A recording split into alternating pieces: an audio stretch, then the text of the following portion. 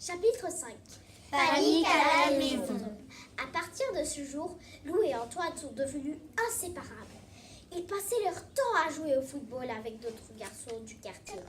Bien sûr, Lou se sentait un peu fatigué, mais il adorait sa nouvelle vie. Malheureusement, une nuit, sa mère est entrée dans sa chambre. Elle a ramassé le pantalon de Lou qui était en boule au pied du lit. Une quantité de bricoles est tombée des poches. Une gomme, 3 billes, une demi-sucette. Madame Dragoulou est restée immobile. Mais qu'est-ce que c'est que ce bazar? Où as-tu trouvé toutes ces choses? Lou a bourdi hors de son lit et s'est réfugié dans les cabinets. Madame Dragoulou a appelé son mari. Hector, viens vite, notre fils devient fou. Monsieur Dragoulou est arrivé en grognant. Sa femme lui a dit ce qui se passait. Il a tabouriné à la porte. You, sors de là et explique-toi. Non! Comment ça, non?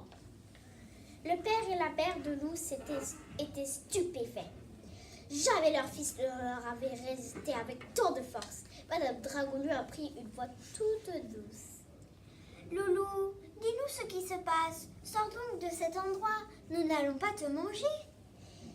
Mais Lou n'avait pris sa décision. Il ne sortirait pas des cabinets et rien ne le changerait d'avis. 1 heure plus tard, Lou a reconnu la voix du docteur Globule. Tes parents sont descendus dans le salon. Tu peux tout me dire, n'aie pas peur. Lou était rassuré et il a expliqué au médecin qu'il préférait des cornflakes sans cahier. Puis il a parlé d'Antoine, son nouvel ami.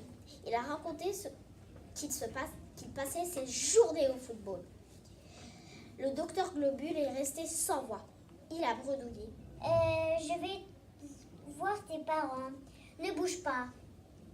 Il est redescendu et Lou l'a entendu chuchoter. Soudain, un cri strident suivi d'un grand boum a fait sursauter Lou. C'était la mère. Elle a dû s'évanouir. Le médecin a élevé la voix. Hector, voyons. Aidez donc votre femme à se relever. Et de nouveau, tous trois sont mis à chuchoter. Au bout d'un quart d'heure, le docteur Globule est remonté. J'ai parlé à tes parents, Lou. Ils ont eu un drôle de choc. Mais ils ont promis de ne pas te punir si tu ne recommences pas. Alors Lou a craqué. Je n'essaie d'être mon pire. Je veux vivre comme mon copain Antoine. Et je ne sortirai pas d'ici. Non! Le médecin est revenu auprès des parents.